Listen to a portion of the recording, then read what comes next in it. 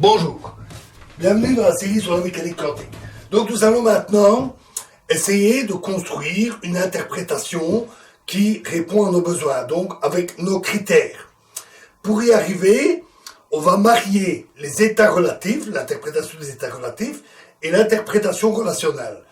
Alors pourquoi ces deux-là? D'abord parce qu'elles ont obtenu un assez bon score. Elles semblent couvrir l'essentiel de nos besoins, et en plus elles sont fort proches. L'analyse relationnelle et l'analyse relative des états relatifs ont clairement un degré de parenté assez important. Donc, le tout est de voir comment y arriver, comment construire ça, et voir si on obtient quelque chose de satisfaisant. Ça va nous mener assez loin, c'est une construction qui va nous demander pas mal de détails, pas mal d'explications. Mais avant d'attaquer cette construction, il reste d'abord un point important à résoudre. C'est un point qui est non résolu, dont l'explication des différentes interprétations ne nous a pas donné la solution. C'est le problème des probabilités dans le cas des interprétations sans réduction. Pour résoudre ce problème-là, nous allons y aller pas à pas, à la façon d'un détective, en posant le problème, en examinant les différentes possibilités, en progressant pas à pas dans les différentes solutions, en éliminant ce qui ne marche pas, et comme disait Sherlock Holmes, quand on a éliminé tout ce qui était possible, reste ce qui était apparemment impossible au départ. Et nous arriverons ainsi à une solution, à une explication qui est en fait assez simple, mais qui est subtile, qui n'est pas si évidente à trouver, et qui même d'ailleurs pourrait même être un peu non insatisfaisante pour celui qui voudrait une approche plus philosophique, par exemple. Donc nous verrons cela. Alors, dans les approches sans réduction, comme il n'y a pas de réduction, toutes les composantes sont présentes, qu'elles soient sous forme de monde ou sous forme de composantes dans un état complet non réduit, comme dans les états relatifs. Dans ce cas-là, comment parler de probabilité? Il n'y a pas de sens à parler de probabilité pour un état qui est superposé. Considérons un électron qui est dans un atome. Dans l'état de base, par exemple, son état est une superposition quantique de toutes les positions autour du noyau. Dans ce cas, si on ne fait pas de mesure pour savoir où est l'électron, il n'y a aucun sens à dire qu'il est là, plutôt que là, il est en fait un peu partout à la fois. On a un état qui est une somme quantique, et il n'y a pas de sens à parler de probabilité. Pour illustrer et raisonner, nous allons partir d'un exemple simple, qui sera suffisant. On va considérer un espace de Hilbert à 2 dimensions, avec un observable O, qui peut prendre deux valeurs propres, O1 et O2, pour le système S considéré, et le système S sera en général dans un état A O1 plus B O2. Tout simplement, la règle de Born pour les probabilités nous dit que si on effectue une mesure, on a la probabilité A carré d'obtenir le résultat O1 et B carré d'obtenir le résultat O2. L'ensemble doit être normalisé. On doit avoir A carré plus B carré égale à 1, mais en réalité, peu importe pour nos raisonnements. Donc ce n'est qu'un détail. Alors il y a plusieurs interprétations avec réduction. Donc pour simplifier, on va prendre une interprétation de type monde multiple, qui sont qui ont l'avantage d'être assez simples à décrire. Donc on va considérer qu'on a un monde O1 avec le résultat O1 et un monde avec le résultat O2. Mais tout ce qu'on va dire est valable pour toutes les interprétations sans réduction, y compris celles qui n'ont pas de monde multiple, comme l'interprétation des états relatifs. C'est simplement pour faciliter le langage et l'explication. Considérons que nous avons un appareil A qui peut être initialement dans l'état A0.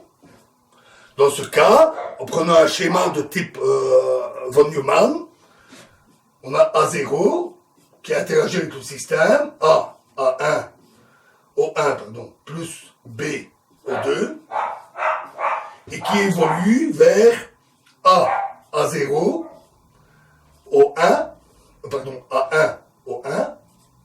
L'appareil indique 1 A1 quand l'état est O1, plus B fois A2, O2. Et ça, c'est l'état final. Donc ici, nous n'avons pas de réduction. Ce que l'on a, c'est l'existence de deux mondes pour les deux résultats, le monde 1 et le monde 2 pour le deuxième résultat. Dans un monde 1, l'appareil indique A1 pour la valeur O1 du système, et dans le monde 2, bien sûr, A2 pour la valeur O2. La probabilité que le résultat O1 se produise, par exemple, ici, il n'y a pas de sens d'en parler, parce que le résultat, il est 1. Il se produit toujours. Le résultat O1 est dans l'état complet, où il est dans un monde. Donc, le résultat se produit toujours. C'est fort gênant, parce qu'il ne faut pas oublier que la mécanique quantique est bâtie sur des résultats expérimentaux, avec des résultats statistiques, qui donnent les probabilités de résultats. Ce sont des résultats concrets, à partir desquels on construit la théorie. C'est ce que nous avons vu. Et ici, l'interprétation, alors, perd le lien avec son propre fondement expérimental. Donc, c'est ennuyant. Il faut trouver la solution. En fait, ici, le souci, c'est comment appliquer la règle de Born. La règle de Born, dans l'interprétation instrumentale, c'est facile. Il ne se produit qu'un des deux résultats, avec une certaine probabilité. Et la probabilité est donnée par la règle. Mais ici, comme on a l'état complet, la question est comment interpréter cette probabilité, comment appliquer la règle de Born. Nous avons vu un résultat important du théorème de Gleason. En partant de quelques hypothèses peu restrictives, et notamment le fait que les résultats sont aléatoires, à ce moment-là, en appliquant le théorème de Gleason, on a vu que cela conduisait à la règle de Born. C'est un résultat fort de la théorie et de la logique quantique qui nous dit que la seule règle qui est consistante est la règle de Born. C'est la seule qui peut marcher, sans conduire à des contradictions. Et donc, le souci n'est pas dans la règle de Born, à savoir pourquoi on a A carré et B carré. Le souci, c'est l'hypothèse aléatoire. Il faut, pour appliquer le théorème de Gleason et donc la règle, il faut pouvoir expliquer comment on peut interpréter le caractère aléatoire et les probabilités qui lui sont associées. C'est donc vraiment à la base que l'on a le souci. Il y a d'abord les approches philosophiques. On en a touché quelques mots lors des interprétations, et ce sont souvent des analyses de ce type que l'on trouve dans la littérature, sans doute parce que les interprétations ont souvent été abordées par des philosophes des sciences, plus que par des physiciens à proprement parler, bien qu'il y en ait eu. On a parlé de Rovelli, par exemple. Les approches philosophiques, souvent, sont, il faut que je le dise, sont souvent un peu alambiquées. Elles sont souvent trop proches de la métaphysique. Par exemple, on a vu la notion de mesure d'existence d'un monde. Mais on a vu aussi qu'en fait, c'est juste un synonyme. C'est juste un jeu sémantique qui consiste à remplacer le mot probabilité par mesure d'existence. Ce n'est pas avec un jeu sémantique qu'on va s'en sortir. les mesures, c'est quelque chose de très concret. Les statistiques, c'est quelque chose de concret. On a donc besoin d'une explication concrète et non d'un simple jeu sémantique ou métaphysique. Alors justement, que nous dit la méthode statistique? Elle nous dit, mais prenons par exemple un système préparé dans l'état S. Grand N système.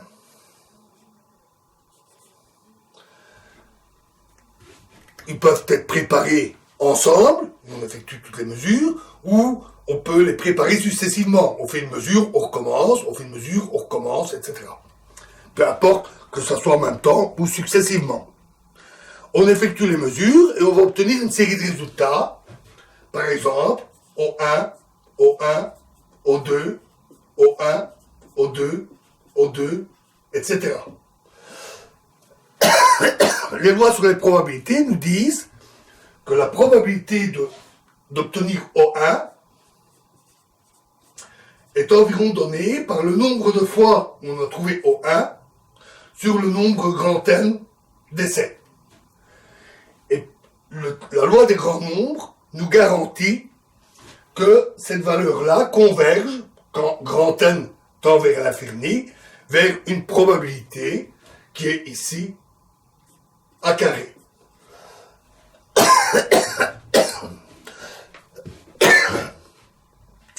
Comment relier ça à notre interprétation, à nos mondes multiples? Dans l'interprétation, ce que l'on a ici, dans cette situation, c'est non plus un système avec une mesure, mais n mesures. On a grand N mesures. Et donc, cela conduit à deux exposants n mondes. Le monde se split en deux à chaque mesure, et donc on a deux exposants n mondes qui se créent pour les n mesures, qu'elles soient faites sur des systèmes différents en même temps, ou successivement sur plusieurs systèmes. Ça revient au même. Par exemple, pour 3, on va en avoir 8. Pour grand N égale 3, on va en avoir 8. O1, O1, O1, premier résultat, premier monde, ou bien O1, O1, O2, O1, O2, O1, etc. jusqu'à O2, O2, O2. Vous pouvez compter, il y en a 8. Cette situation, et alors les amplitudes associées à chacun, c'est ici A cube, l'amplitude par la probabilité, A cube, ici c'est A carré B, etc. jusqu'à B cube. Et en fait, ce résultat est tout à fait identique à prendre un système qui ne serait plus à deux dimensions, avec deux valeurs propres, mais avec deux exposants n égale grand T, valeurs propres différentes possibles. Des valeurs propres O1 jusqu'au grand T, auxquelles seraient associées les amplitudes correspondantes. Et donc un état plus long pour les grands T résultats possibles. C'est tout à fait identique. Et donc on a le même problème. Sauf qu'au lieu d'avoir deux solutions, on en a deux exposants grand N. Ici on a 8 possibilités, avec 8 amplitudes, et on ne sait toujours pas comment comprendre, appliquer les probabilités aux différents mondes. Donc le problème n'est pas résolu. Le fait d'avoir appliqué la méthode statistique ne nous aide pas. Dans un monde donné, on va obtenir un résultat statistique. Dans un autre monde, on va avoir un autre résultat statistique, etc. Que dire d'un monde où on aurait systématiquement O1? On a la solution O1, O1, O1, et tout le temps O1, O1, O1, O1. Il est évident que le physicien dans ce monde-là va dire que la probabilité d'obtenir O1, c'est 1. Donc la règle Bohr n'est pas valable, la mécanique quantique ne s'applique pas, etc. Donc on peut dire que tel résultat est absurde. Éliminons-le, supprimons une telle solution absurde. Souci. D'abord, quels sont les résultats absurdes? O1, O1, O1 tout le temps, O1, O2, O1. Pourquoi tel ou tel résultat? En fait, aucun de ces résultats ne va donner une statistique strictement identique aux probabilités recherchées. Ce n'est que quand grand n tend vers l'infini que la majorité des solutions, si n est infini, il y a une infinité de mondes, et le nombre de cas qui marchent est infiniment plus grand que le nombre de cas qui ne marchent pas, et qui tendent vers les résultats statistiques. Supprimer certains états ne va pas résoudre le problème, puisque pour un nombre restreint, on est toujours différent. Et pourquoi exclure ces états-là, ces solutions-là, et pas d'autres? De plus, de tels cas sont peut-être rares, mais ils ne sont pas impossibles. C'est comme dans un jeu de pile ou face. Je lance 10 fois la pièce. Pile, face, face, face, pile, pile, etc. La probabilité d'obtenir 10 fois pile est très rare, très faible, mais pas nulle. Ça peut arriver. On a déjà vu dans des casinos des séries assez exceptionnelles de résultats. Par exemple, pour pair et impair à la roulette, avec des séries de paires extrêmement longues. C'est rare, mais ça arrive. Et ça arrive dans des proportions données par la règle de Born. Donc on ne peut pas éliminer ces solutions. Elles correspondent aussi à la règle de Born. Elles donnent des cas rares donnés par la règle de Born. Donc on semble vraiment coincé. Puisque quel que soit le monde dans lequel on est, on n'arrive pas à faire coller ces probabilités. Et en fait, c'est ça dont on a besoin. Alors, nous continuerons dans la prochaine vidéo. Comme c'est une investigation assez longue, nous verrons ça en plusieurs vidéos. Dans la prochaine vidéo, nous continuerons des investigations parce qu'on a besoin maintenant de comprendre l'expression. Que signifie l'expression « j'ai la probabilité A carré de me retrouver dans tel monde ». Et c'est là que le bât blesse. C'est là qu'il faut comprendre le sens de cette expression. C'est ce que nous verrons dans la prochaine vidéo.